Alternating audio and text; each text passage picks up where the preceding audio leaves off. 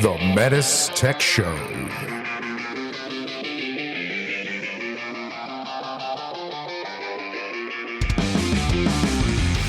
Welcome to the Metis Tech Show, a show for HVAC professionals by HVAC professionals. I like how you guys bounce back and forth between heat pump talk and food talk. The Metis Tech Show. Mitsubishi. So have you guys heard about pork pie? No? Have you heard of that before? No. No? Me neither. I have in like songs and stuff, and No? you know, it's like it's a British thing. It's Yeah, a UK thing. The only thing I've ever seen pork pie is next to the hotel in Dallas where I stay at. When I go to Dallas, there was a place called Fried Pork Pies. It looked like the little hole in the wall. And I said, I'm going to try that the next time I go there. The next time I went there, the building burned to the ground. But anyway, I was talking to an old neighbor of mine, Sonny, this weekend, and he says, I'm going to go home and bake some pork pies. I go, what? What's a pork pie? He goes, you never had pork pie? I go, no, I know. And he's French-Canadian. So he said, oh, yeah, I've been having them since I was a kid. I love these things. I'm going to go home and make some and freeze them and have them for Easter.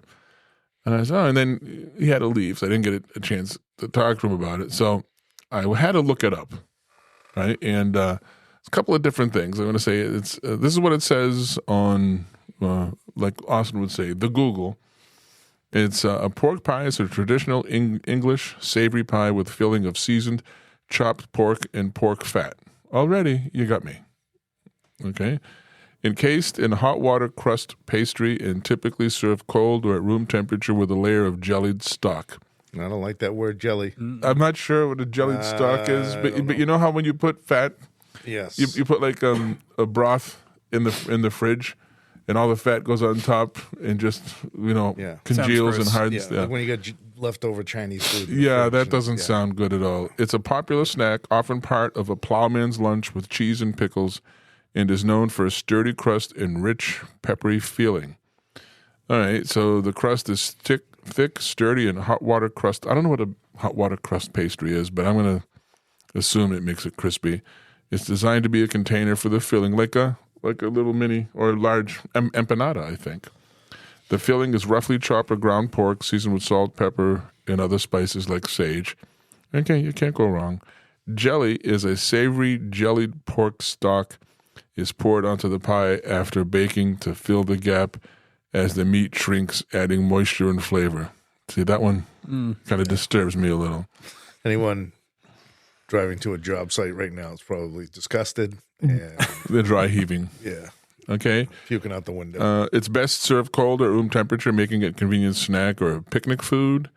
It's eaten on its own or as a quick bite. And I don't know what a plowman's lunch is, but I'm assuming I can just picture these old timers back in the day, plowing a field, and the wife, packs them a lunch with a piece of. Accompanied by cheese like cheddar pickles and Branston pickle. Yeah. It's a Branston pickle. Yeah, but when you go to all recipes, I mean, like some of the pictures don't look so good, but when you go to all recipes, it just looks like a meat pie. It's basically you got the ingredients: the ground beef, the ground pork, the mashed potatoes, and some seasonings, and the pie crust. And you stir all the meat together. You mix it with mashed potatoes and the spices. You put it into a pie dish and you bake it. It doesn't sound so bad. Just like meat pies. Yeah, meat pies. You ever had Vietnamese meat pies? No, I have not. They are very good. Oh my goodness, vinegary flavor, but they're inside of like a kind of like an empanada type thing, but a lot softer. Someone used to bring them in to the hospital I worked at in the morning, and we devoured those things. They were very good. Yesterday morning, I'm telling my wife, I said, I'm going to the airport. I want to pack a lunch I can eat in the car, like an empanada. And she You don't goes, want a $35 lunch at the airport? No. She asked me, she goes, well, I'll get you some empanadas. How many do you want? I go, 6 or 8. And she goes, what? You can have 2. I go, what do you mean you can have 2? No, those are fried. You can't have 8 of those. I need a gallon Ziploc of empanadas. So she got me 2 empanadas and a tuna sandwich. So we'll see all right. So Robert, you're a chef. What do you think about this pork pie? I think I'll stick to just getting a biscuit or something. Yeah, biscuits and gravy. Mm-hmm. Yeah, no, it had me until with the jellied stuff. I'm not sure But when I was in high school, I used to work at a grocery store deli, and they had this thing called jellied corned beef. And it's exactly what it is. It's ground up corned beef with all this fat, and it would be like slicing.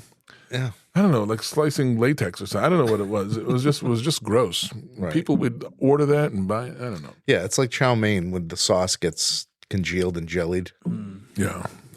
Yeah, when I make a soup and I put it in the fridge and all the fat flows to the top, it's like an inch. I get rid of some of that before I heat it. Not all of it, because that's flavor.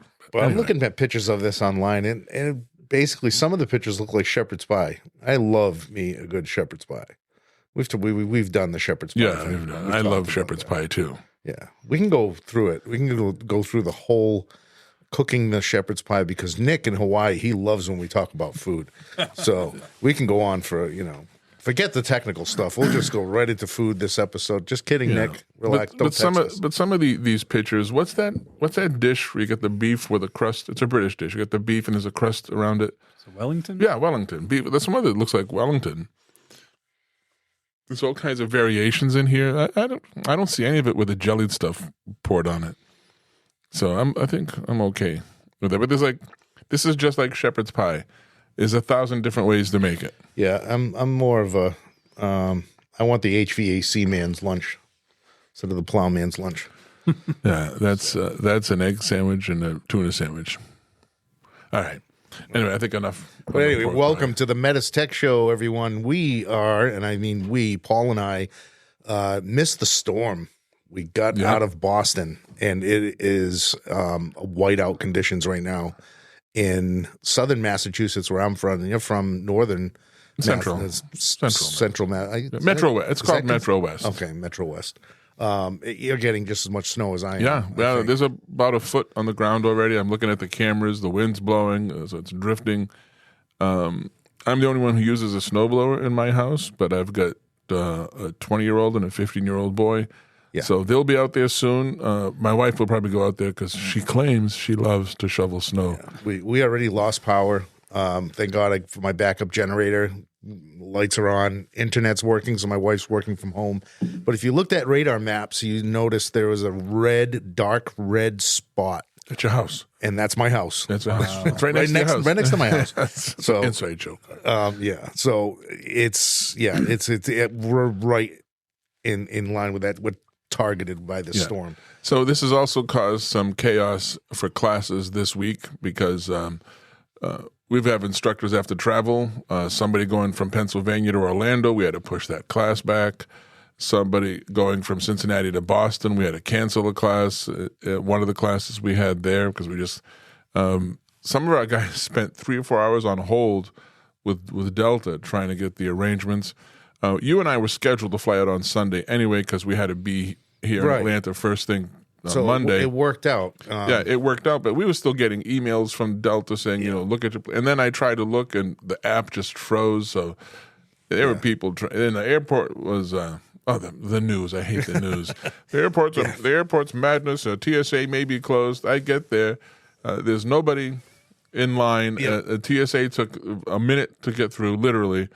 And then I go to the gate, and it was fine until it was time to board. And no, this is the genius of these airlines.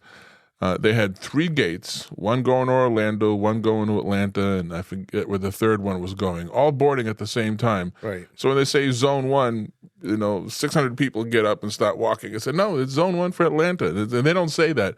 For Atlanta, zone 1, for Orlando, zone 1. No, so anyway, I digress. Again, that's what I do. Something funny is when Northeast has really bad weather, we can kind of predict call volume. We're very slow this morning. Very slow, yeah. Very so slow. The voice you're hearing is Austin Blume, once again, our special guest. You've been on, this must be, your 4th or 5th time on? Yeah, probably more. Yeah, maybe. Yeah. Maybe, because we did a series for a while, did a couple, so we did like 4 or 5 in a row. So It's been a while. You have some fans. Oh, do I? Yeah. We get some people that get very I finally excited. got to meet Nick in person. Oh, did you? Not too long ago. Yeah, he was here for some Yeah, training. he's a pain in the butt. He's all right. He's a pain in the ass, but he's can I say that? But he's our pain in the butt. Yeah, We like him. Yeah, he keeps us on our toes. So Yeah. Make sure we're doing. Yeah, things this is right. why we have you on, is because of him. Oh, Because okay. he says, go back to the technical stuff. It's because, not everything's technical. Sometimes we get stuff for the sales guys, for the owners and things, but he doesn't care about that stuff. He just so we wants to got- get technical. Austin Blume. Yeah. What's your title now, Austin? Technical service advisor, supervisor. Nice. It's A lot of to handle. advisors It's a in there. mouthful Yes, there. I know. Advisor, supervisor. Yep. So I'm basically technically helping our guys who are helping all the technicians. Well deserved. How many years now at Metis? August will be 15. Ooh, Yeah. Wow. very nice. Yep. So I can't think of anything I want to do for that long. if you've watched some of our tech tip videos, and they're probably pretty outdated now. Oh, yeah. But Austin was in those, and he Well, that looks was very when I young. first got here and was voluntold I had to do a video. No beard back then. No beard back then. Nope. Yeah, you look like a baby. Yeah. That's what my wife won't let me shave it. Yeah. We got Paul Shaves on. Yep. and Hey, everybody. We also have, for the first time, Robert Gaston, new instructor out of the Swanee office. Say hello. Not our newest, Well, but new. Does he know what he got himself into? newish, but yeah, glad to be here. So Rob, tell us a little bit about yourself, your background, and so on, and how you got here. Yeah, I've been in the industry now for over 20 years. Was a tech, and then got into the management side of things on the service industry, and then had enough of that. And before I had a heart attack, decided to get out of that and try something else. So became an instructor here at Metis, and love every minute of it. You had a heart attack? Well, came close. Oh, yeah. Well, you didn't tell us that. Wouldn't have hired you if I'd known that. No, it's just a joke. HR people, just kidding. Yeah, and you are our instructor in the Swanee, which we refer to as Atlanta Training Center. Yes, So you're at the mothership. yes, at the mothership. Okay. A lot of challenges in this building, you're finding out, right? Oh, yeah. Yeah. Some little nuance. You just have to ignore them and do what you want. People touch stuff and leave Yeah. stuff and mess with stuff they shouldn't. Yeah, you're the one. You and your team, they're the ones doing it. So, Austin, you decided, no, actually, you didn't decide. We asked you to come on and said, what do you want to talk about? And you want to talk about sensors. We're getting a lot of calls on the refrigerant sensors for the A2L things, right?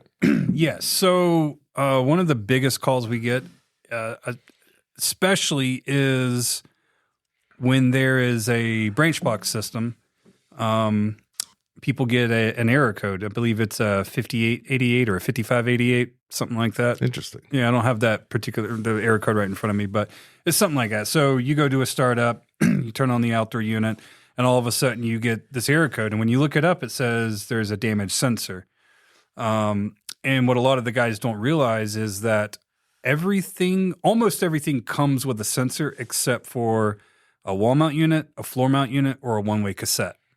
Because typically those can be one-to-ones, and on a one-to-one system, there's a small enough volume of refrigerant that there's not a need for a sensor. But unless you're on a smart multi, and then in that aspect, the branch box actually comes with all the extra sensors for those three particular style units. But they throw them away. They don't realize they're there. Or they're still there. So we get a tech to go look for them. And, hey, I found them. So we get a lot of techs who don't realize you have to actually install a sensor. And why is that, Austin? Why that we have to install a sensor? No. Why don't the techs realize? Most of the time because they don't read the instructions. So RTFM. Yes. They're not reading the fantastic manual. Yeah, and you should be reading the manual before you call Austin or his team.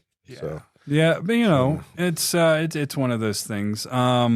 There's a few other reasons, specifically on the SVZ models. Those we've gotten a ton of calls on. And that's the multi-position air handler, for those who don't know. Yeah. And whether it's on a multi-zone system or it's a one-to-one with an outdoor unit, these calls might come anywhere from 3 days to a week after they install the system. And I'm afraid we're going to probably see some more in spring because this typically is when you start it up in cooling mode. If you don't read the installation instructions, if you do a horizontal left, you have to relocate that refrigerant sensor or it's going to fail. It's going to get wet in cooling mode. Yeah. So if I look at it, I have a PVA in my house. So I know exactly what you're talking about. If I look at this in the upflow position, the sensor is going to be to the left of the A coil. Yeah. All right. And mine is horizontal right in my house, so the sensor is above the coil, which it's not going to get wet. But if you go horizontal left, the sensor is below the coil. The coil's going to sweat. Yep. Unless you're in like New Mexico or something where there's no moisture. Or it's heating mode right now. It's heating mode, right? But in cooling mode, it's going to absorb some latent heat, and it's going to cause condensation on the coil, and that will drip onto the sensor and fry the sensor, causing a fault. Yep. Right? But what you're supposed to do, and Austin, you're right, if you read the instructions, it tells you to locate that. And you're going to do this before you put a plenum on, because if you go horizontal right, and now that sensor's on top of the coil, it's not going to be in the airflow, in the path. If there's a leak, it's not going to detect it. So you need to move that up and attach it to where the plenum's going to attach to. So it's important you do this before the ductwork. It was so bad that they put a sticker. They had to put a sticker on the actual, like, so if you take the door off the coil cabinet, you'll notice there's this big sticker that says, hey, this must be relocated if you're going to go horizontal. So that's there now. Now, I'm suspecting we're going to probably get a ton of calls first week of spring when everybody goes to cooling mode for the first time, and all these were installed in wintertime. And we're probably going to have a whole bunch more where the sensors are bad. Yep. You know, I'm lucky in my house that we caught that. Oh, good. Before Good. we did it, because I made the guys. I didn't do it myself. My back is too far gone for me to do things like that. And my attic's, I can't stand up in it, so I'm not crawling around. But So you're too old? yeah, well, I didn't want to say that, but thanks. Yeah, but I told the guys, they read the instructions before you do anything. I made them read it. And they did, and so I guided them through. Okay, let's relocate that. So, Austin, so they're getting this area code. What was it, a 50? I'm pretty sure it's a 5888 error code. And what happens when the indoor units get installed without the sensors? So immediately, if it's on a multi-zone system, well, we'll say a branch box style unit, or could even be the smart multi with city multi indoor units. But if they don't have the sensors on them, then what's going to happen is that outdoor unit's going to go into a pump down. Okay. Yeah, because there's two solenoid valves on the outdoor unit for the liquid and suction line. And if it was working, or if you turn on the system and those solenoid valves open up, they're just going to immediately shut back down again once it realizes there's no sensor there. And it's going to try to pump all the refrigerant back into the outdoor unit. Okay, so discharge solenoid closes, basic pump down scenario. Yep. Suction solenoid stays open until it gets down to like 20 psi. Something like that, Yeah, and then suction solenoid closes there, and then it throws in that error code. Yes. Okay. And the error code is because the sensor was not installed. Correct. So if you look at the error code, it'll either say there's a malfunction sensor or check the harness or the wiring. Essentially, nobody plugged it in. Right. Yeah. So the sensors, I just want to make sure everybody understands, we've talked about this on past episodes, but the sensors for the branch box unit is really excluding the multi-position air handler. If you have a 1-to-1, you don't need a sensor. Correct. All right? If you have a smart multi branch box, it's now going to come with the sensors. Well, we should verify. 1-to-1 would be any MUZ 1-to-1. Right. SUZs, you do need a sensor. Right. Okay. Yeah. All right. So, but if it will come with one in that case, won't it? Yeah, exactly. It would. But let's stick to the branch box because they will always need a sensor. Any floor mount, wall mount, or one-way ceiling cassette, yes, they will need a sensor. And because we don't know what you're going to put on there, the branch box is going to come with 3 or 5 sensors depending on what size branch box you have. Yeah, that's correct. Don't throw those out. Nope. Don't take them with you. Don't throw them in the truck. Well, if you don't need them, save them. Okay. For the next, when you do show up to the next job and your install guy accidentally threw those away. Okay. You got some extra ones. Here's the problem with that. Legally, those things belong to the end user. That's true. You can't take them. Right? So everything that comes in that box, I think it's only in Massachusetts. Though, no, right? it's everything. Everything that comes in that box belongs to the end user, including the instructions you throw away after you use them to kneel on so you don't get your knees wet or roughed up. So everything that comes that belongs to the end user. So you're going to make sure you leave it there. Now, if the end user agrees and gives them to you and you have some spares, that's one thing. So that's just for, I would keep some spares on my truck. I would in too. case. I would keep some spares. Now, are they universal or are they different sensors for different units? So the floor mount, wall mount, or one-way ceiling cassette. And when I say that, I mean any model number that starts with an MSZ, MLZ, or MFZ. Those 3 models, yes, they're universal. Okay, good. Beautiful. Yeah. Everything else, if you don't know, your distributor doesn't know, you're more than welcome to give us a call. We have a parts list for everything else. So, All right. So other than the SVZ and the branch box MXZ, are there any other issues that TSA tech support is seeing with sensors right now? No. Most of the time, I don't think we've had but maybe a few that actually have faulted out because there was a leak. We have had a few of those. The guy calls in and he goes, "Hey, I replaced this sensor 2 weeks ago. Now it's gone again. It's bad again." And sure enough, it's bad. A lot of the times you can actually look in the service manual and it'll tell you actually how to mount the sensor. I know for the SVZ, there's 2 points on the sensor and it should be less than 10 ohms. But a good way to verify if it's a bad sensor or not. So once a sensor detects refrigerant, that sensor has to be replaced, right? Technically, yes, but there is a threshold.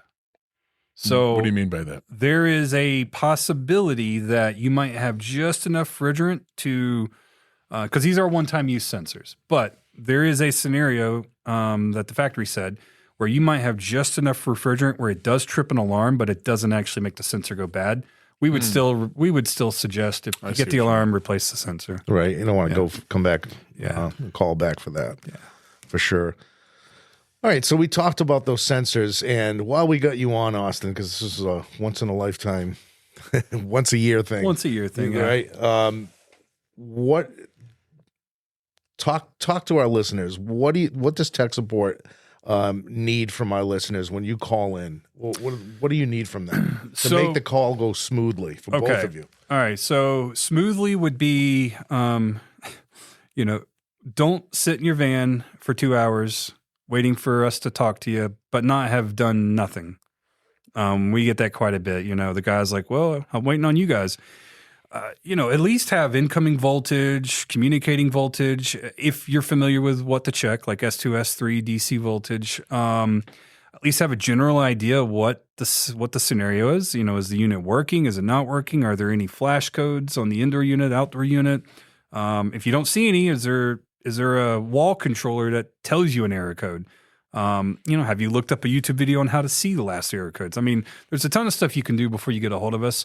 We have recently hired some new TSAs, so technical support advisors. So that's tremendously helped our call time. So hopefully it won't take you quite as long to get to us.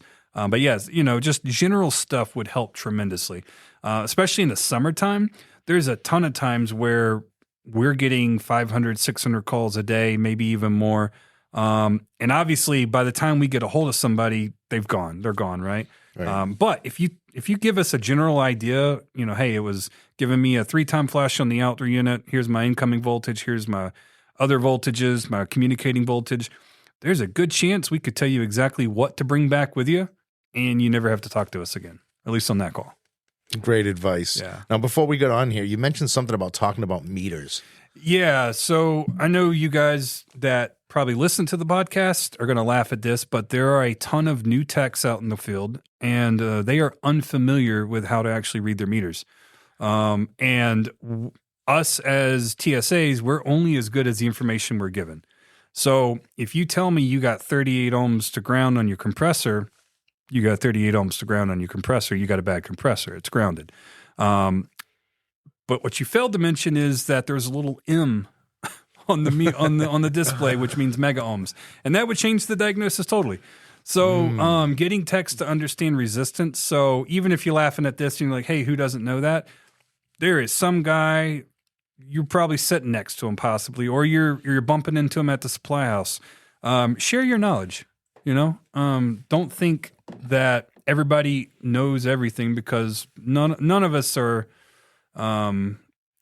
We're all at different levels. So, it's just. And I mentioned that in class too with the students when it comes to hands-on. I'm like, listen, if you're unsure of how to use a meter, don't be afraid to ask me. No. Don't be afraid to ask one of the other techs in the room, you know, and they'll be bashful to ask things like, "Oh man, you know, I really don't know what setting I need to put this on." Whatever it is, we're all fine. You know. And, yeah, we're never going to call you out for it on the phone because we realize everybody's at a different spot. I mean, there was a time in my life where I didn't know where the blue hose versus the red hose went. So everybody's different. But yeah, we would love to teach you how to use your meter. Sometimes we're busy and we forget to ask, you know, hey, is that mega ohms or kilo ohms or regular ohms? So we're going to take your word for it. We try to ask because we do realize that not everybody's paying attention to. They're just looking at the numbers on the screen, not the display or what scale they're on or whatever. Right. But yeah, that is really important information because that changes the diagnosis tremendously. You remind me of my favorite question I ever got in class when I was talking about ohming out compressors, you know, going through the procedure and what you should get. Yeah. And somebody asked me, do I have to turn the power off for that? And I'm like, well, you don't have to. But, you know, nothing. There'll be no sparks if you do, you know. Yeah. Rob, we give somebody else a chance to say something. Yeah, I mean, I'll keep quiet over here for a When minute. you were a tech in the field, did you ever get an opportunity to call Metis tech support? No, not to Metis, but teaching guys out in the field. I mean, it's a constant thing with having them learning how to use their meter properly, and having it in their bag when they're on a site too. Even That happens quite a bit. I don't have my meter or my gauges with me today. I'm like, are you a tech? Yeah. What are you driving, a sedan or something? You got the wife's car? You know, your mother-in-law drove you? What's going on here? And that's, you know, you bring up, so later on this month, I'm actually going to be in Las Vegas with the ESCO thing, the HVAC Excellence show they have there. And I'm actually going to be part of a panel, and it is like a bunch of manufacturers. It's the first time ever that I know of that a bunch of manufacturers are getting together for the same cause, and it's to help workforce development. And this is our opportunity to speak to the people, the HVAC educators, the administrators, and the actual teachers who are in the classrooms, you know, and I've got a report from ACA I'm going to go over with. But, you know, one of the things they're going to ask us is what are we missing? What are the kids missing when they go out, they graduate school and leave things? So, you know, I've mentioned this before, too. One of the things when I was teaching at an entry-level school is I was shocked that kids couldn't read a tape measure. So I had to develop a whole thing on how to read a tape measure. Yeah. And how to read a meter, you know, it's something you have to train somebody. It's not like a tape measure is something everybody should learn how to, but a meter is if you're going to use a meter. So that's information that I can take now to that. You want to know what else I think hurts the newer generation of techs? Soft skills? Digital meters. Digital meters? Digital gauges. Oh, digital gauges. Yeah, digital gauges. Mainly because if I were to tell a guy, you know, hey, I need you to check subcooling or superheat, without their gauges, they don't know how to do that. They don't know saturation temp. They don't know how to pull up a PT chart because it's all done for them on their meter or gauges. Yeah. So that's a good point. You know, which, you know, it's fine. We'll do it in house. We do it all the time. We all have PT charts on our desks. For the new stuff. I'm sure there's an app for one now. Oh, there is. But, you know, just a general knowledge of refrigerant flow, understanding, you know, when is it hot gas? When is it a high pressure, high temperature hot gas versus a high pressure, high temperature subcooled liquid? You know, just general knowledge of that type of stuff would, for the upcoming generation would be good. Well, you know, everything's Googleable now. So yeah. Is that a word? Googleable? It is now. Yeah. That's one of the things, like when I was teaching, again, at the school, I used to harp on. I used to go over every single day the refrigerant cycle. Yeah. Starting with a compressor, high temperature, high pressure, superheated vapor. I'd go all the way through the whole thing. I'd spend the first 15 minutes of every day until they got it. Yeah. Because if you know that, it's much easier to figure out when it's not right, when you don't have that. Exactly. So that's important. Yep. I mean, you don't have to know what every manufacturer's subcooling targets are or superheat targets are, but you got a general knowledge of, you know, hey, I know it shouldn't be this. Yeah. You get you in the right direction. Zero's not good. No. Yep. Yeah, I like to ask refrigeration 101 questions to, you know, when I was teaching here for Metis. And I'd ask the class, I go, what's more important, superheat or subcooling? I don't know. Okay, can you have zero superheat and have refrigeration? It'd be like, yes, you can. Yeah. can you have zero subcooling and have refrigeration? No, you can't. Yeah. Zero superheat is not good unless you got an accumulator after, when you're measuring. But it's, to me, understanding that, and that's the one thing, and the reason I did that at the school with harping on that is because I left my school that I went to for HVAC school, back in the 1870s. I didn't understand the refrigerant cycle. I didn't understand superheat. I didn't understand subcooling. I could tell you what an accumulator was, what a receiver was. I could tell you what a king valve was, which, by the way, it's the king of the valves. That's what a student put on a test I had. What's a king valve? King of the valves. Anyway, Perfect. I hope he's listening and he's successful. But, Yeah. So what are some of the other calls? Anything else that you can think of that's sensor related? That we've been getting? Sensor related, I will say this, and this was actually something that Ralph Wolf brought to my attention. And turns out we started getting those calls. So on the new PAA coils, the refrigerant sensor has a blue plug on it, but it does not plug into the blue plug on the board. Of course not. Of course not, right? Why would it? So I forget the number it's supposed to plug into, but it plugs into the brown maroon connector. And Ralph called me when he was installing his in Dallas, and I was like, oh, that's interesting. He goes, hey, you're going to get calls on this. I was like, oh, maybe. And guess what? You got a call on it. We've got multiple calls on it. No, Ralph's pretty good. Ralph, when he because before he worked for us, he was a DSG and he was helping a lot of people. And he knows his stuff. Oh, he does. Yeah, he knows his stuff. He's a good guy. And you know what? You know why he knows his stuff? Oh, because he RTFMs. That he does. Yes, he will read the heck out of that manual. Yeah, he does. So. He sounds funny when he's reading it, but he'll read it. He'll read the thing. Any other calls recently that stick out, whether it's sensor or anything else? Any favorites that come to mind? Oh, there's probably so many. I got a good one. Yeah. So not sensor. Well, could be considered a sensor, but not a refrigerant sensor. Any calls on a thermal protector for the particularly for the FX model? So we've had two that I can remember. And that was a pain trying to track down, figure out what's going on there. Yes. Because you don't really get a good error code for it. No, you don't get any error code, right? Because there's no high pressure switch in line with it. I know. To throw the error like Yeah. the P series do. Now, when you look at an FX 1-to-1, you have that thermal protector in there. And when we did some research and we happened to be in Dallas at the time, and Bryn grabbed a meter. And I apologize if there was an episode in the past we may have talked about this. There was, but it's good to bring up again. So. Yeah. So basically, the only thing that we could find that would point to or give you some type of clue that it was the thermal protector was that S2 and S3 drops to 4 volts. Wow. Why? That's good information. I don't know, but something maybe, you guys want to write that down somewhere. Now explain to the people who are listening, what is the thermal protector? So the thermal protector is a thermal disc sensor that is on the compressor itself. It's located underneath the compressor cap. Yep. And it goes back to the circuit board. But like I said, with the P series, it's in line with another safety. Correct. So if a high pressure switch on a P series opened or the thermal protector opened, it's a high pressure fault. And it's a high pressure fault. It's something to point you. The only thing you get with this on an FX 1-to-1 is a communication error in E6. Wow. And then you So go to you're measure. going to be like You go to measure what is it? S2 and S3. S2 and S3 goes down to 4 volts. 4 volts. Okay, so go check the thermal protector. Yeah. That's an important one. We could probably mention that every so often because people, you're going to get calls on it. Oh, yeah. It's not in the manual, okay? It is not in the manual as an official thermal protector error. It's not in the FM. No. So, it's something that maybe put in the manual later as an error code. We're going to look for this. We have no say in what goes in there or not. Nobody listens to us. We have had a unique call recently for you Comfort app people out there.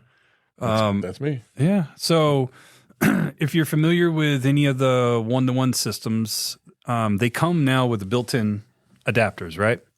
The Comfort adapters. Problem is if you take an MHK2 and you plug it into CN105, technically it works, But technically, now you have two different controlling methods. Last command wins. Yeah. They don't know those two things exist. One doesn't know, the Comfort app doesn't know the MHK2, and the MHK2 doesn't know the Comfort app. Exactly. So we get a lot of people who are like, hey, the unit's just randomly shutting down, and we find that, well, the tech that's there, well, he knows all about the MHK2, but he had no idea that the homeowner actually set up the Comfort adapter, because it's very easy to do, especially with the operations manual. The new one's super simple. You just a few buttons on the remote, sets it up, puts it in pairing mode, and homeowners, away with their phone. So you're actually supposed to take the MHK2 and plug it into the Comfort adapter. There is a second connector there. Yeah, you can plug it into, but a lot of people don't know they need to do that. So the MHK2 adapter has like a CN105. The Comfort adapter has another CN105 for the MHK2 for receiver. the MHK2. So not the CN105. Not the CN105 that's there. But I mean, technically, either one will work. But you start getting into some conflicting schedules and things like that. So last command wins. So it needs to know. The Comfort app needs to know it's got an MHK2. Exactly. Plus, if you ever look at a homeowner's Comfort app and it's like, hey, it's not showing humidity, and maybe because you got it plugged into the wrong. Oh, so okay, I get it now. So I was trying to wrap my head around this. So you're talking about units with built-in Wi-Fi adapters. Built-in did Wi-Fi. Not see the MHK2. That's interesting. Yeah, they don't know it's there. Know. Yeah. You know what happened with me with my PVA? What?